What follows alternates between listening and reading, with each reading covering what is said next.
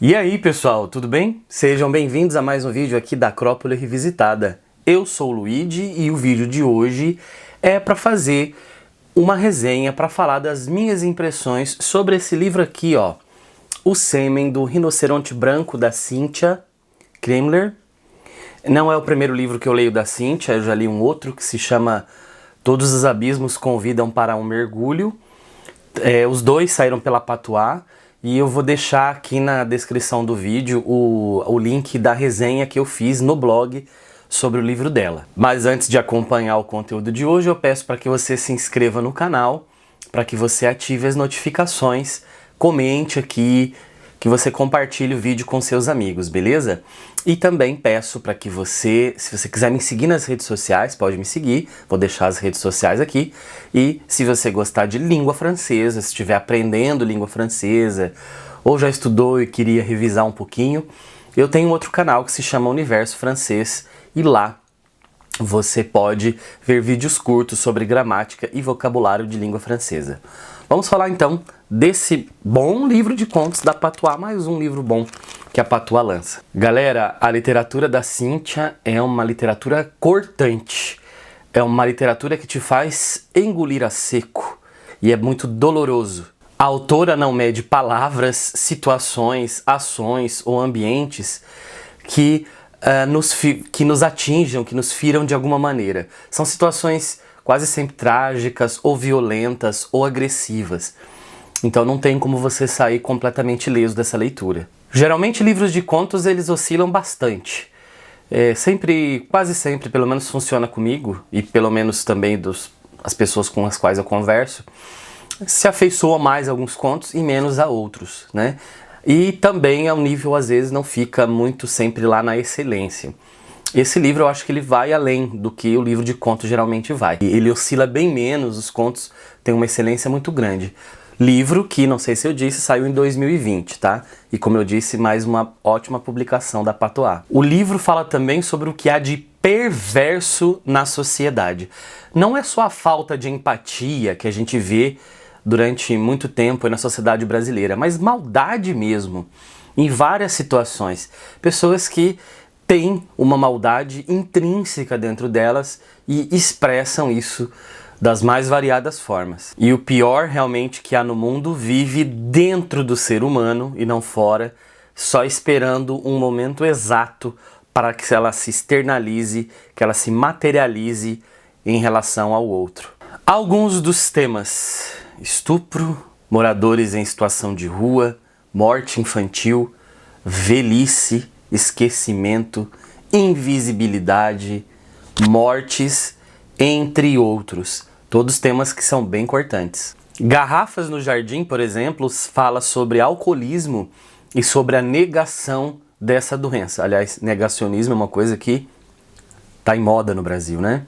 E de como essa doença pode levar à morte, porque é uma coisa da qual se fala muito pouco no Brasil, né? O alcoolismo não é considerado uma doença pela maioria das pessoas, que o álcool não seja uma droga. E a gente vai ver nesse conto como a coisa se deteriora quando a coisa realmente sai do controle. O conto que dá título ao livro, O Sêmen do Rinoceronte Branco, fala sobre a extinção de uma espécie, mas também sobre o que nós fazemos com nossa própria espécie, das mais variadas maneiras. É um conto assim, bem desabafo, tá? Mas não é aquele conto, daquela história desabafo que não tem um trabalho literário. É um conto com uma boa estética literária, e aí vai um trechinho dele. Não bastaram o sequestro das 276 meninas de Chibok, os casamentos forçados, a destruição das identidades, o aniquilamento dos alicerces psicológicos, religiosos, morais. As crianças geradas por esperma sem nome, mas 110 são raptadas em Dapchi, meninas, em plena luz do dia, porque a luz do dia parece ter se tornado uma sentinela inútil e impotente.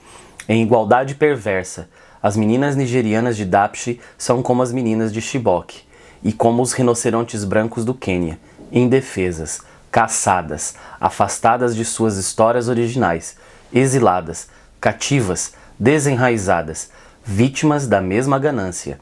Neles o que se cobiça são os chifres, nelas os úteros. Nesse texto, então, a autora relaciona a extinção de um animal, desse rinoceronte branco, que era visto, né, era desejado pelos seus chifres. Ela compara então isso com alguns crimes contra os próprios seres humanos, no caso, a muitas mulheres. Em Nome, para mim, é um dos grandes textos do livro, porque ele fala desse dito cidadão de bem brasileiro, que a gente vem escutando aí muito nos últimos anos. Ele sempre foi falado, né? Mas a gente vem ouvindo mais e vendo essas pessoas se pregarem como cidadãos de bem, mas que no fundo guarda uma maldade muito grande nela. É uma pessoa que frequenta igrejas cristãs, não que todo cristão seja assim de maneira nenhuma, mas essa figura do cidadão de bem é essa figura que frequenta a igreja, que fala em nome de Deus, na verdade que empunha ao mesmo tempo, numa mão a Bíblia, na outra um revólver, e que desenvolve um grande ódio a outras religiões. Ele prega o respeito à sua religião, mas não respeita nenhuma outra religião, porque a sua é a verdade absoluta. Mesa Posta é um conto sobre a perda de entes queridos, sobre solidão principalmente, de como as pessoas vão indo embora da vida da gente e nós vamos nos deixando ficar sozinhos. E é um conto que fala sobre memória, sobre esquecimento e sobre solidão. Como eu disse, me lembrou em alguns momentos o José Luiz Peixoto. O Peixoto é um escritor português e ele já passou aqui pelo canal 2 vezes. Eu resenhei o livro Regresso a Casa e o livro Morreste-me, que tem essas temáticas da mesa posta, da família e da perda dos entes. Tá? Se você quiser, eu vou deixar aqui para você o card para você assistir aos vídeos que eu resenhei, dos livros que eu resenhei do Peixoto. Amanhã eu compro pratos novos. Hoje a mesa já está pronta. 4 pratos, 4 garfos, 4 facas, 4 copos desempoeirados. Coloquei os remédios de cada um ao lado dos pratos. Ajustei a cadeira de rodas. Comprei couve fresca, um vinho tinto para fazer um brinde e uma caixa de pirulitos para minha alma arranhada. As Três Marias é a história de uma família, de mulheres de uma família que sofrem com um pai violento, com uma figura masculina em casa, né, um esposo e um pai violento, estuprador, daquele tipo clássico que a gente conhece do machão, né, e de como elas precisam viver em silêncio para tentar sobreviver nessa casa. É um conto muito, muito difícil, assim, de você, não porque é mal escrito, o livro, o conto é muito bem escrito, mas a temática, ela nos toca muito fortemente. E no final, eu não quero dar spoiler, mas vou dar uma adiantadinha. A gente tem um desfecho assim que nos dá até um alívio. Você fala assim, ufa, que bom. Elas vão poder conseguir sobreviver, aliás, finalmente viver depois do que aconteceu. Mas não posso dar maiores detalhes. Cortejo de Anjo é um conto que fala sobre a morte de uma criança. E, gente, que conto também difícil de digerir, assim. Eu acho que eu não vou falar muito sobre ele, não. Vou colocar um trechinho do conto aqui para vocês conhecerem um pouco pelas palavras da própria autora. Vamos lá. O cortejo fúnebre segue pela rua principal, criando uma paisagem anêmica. Carros, gente, bichos dando passagem ao morto em estranho respeito. No trajeto da procissão de rostos padronizados, casas pequenas mantêm portas e janelas fechadas. O fechamento é tradição. A intenção do gesto é homenagear o defunto com uma decência de passagem. Coisa antiga, de interior. Quem o morto foi não importa, se foi ou não criatura de pecados. Ladrão, traidor, assassino, viciado, na morte tudo cessa. Porque a morte é paga que baste. Não importa mesmo quem foi o passante. Só às vezes, quando tudo está errado. E a cor do caixão denuncia a trapaça nojenta. Como hoje, em que a morte que segue na carreata é morte desonesta.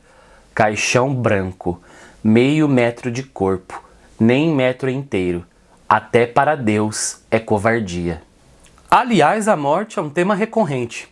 Muitas vezes ela aparece de maneira em que ela é a protagonista de todo o enredo, de toda a trama do conto, e muitas vezes ela está periférica, e muitas vezes também metaforizada em outras mortes, que não seja a morte física do corpo, nos contos. É a morte, essas pequenas mortes que a nossa sociedade propõe, produz a tantas pessoas que sofrem com a violência interna do ser humano e externa também, né, com o juízo de valor, entre outras coisas, de uma sociedade que continua a reproduzir certos hábitos e continua sem punição. E eu acho que é isso, gente. Se eu falar também mais, eu acho que eu acabo entregando muita coisa do livro. Eu fiz o vídeo justamente para falar das minhas impressões gerais de O Sêmen do Rinoceronte Branco, da Cynthia Kriemler, que é muito legal, muito bom. É um livro, como eu disse, cortante, difícil de engolir, mas que é uma ótima literatura. Beleza, gente? É isso aí. Você já leu esse livro? Já leu algum livro da autora? Já leu algum livro da Patois, que é a editora? Já leu algum outro livro com essas temáticas?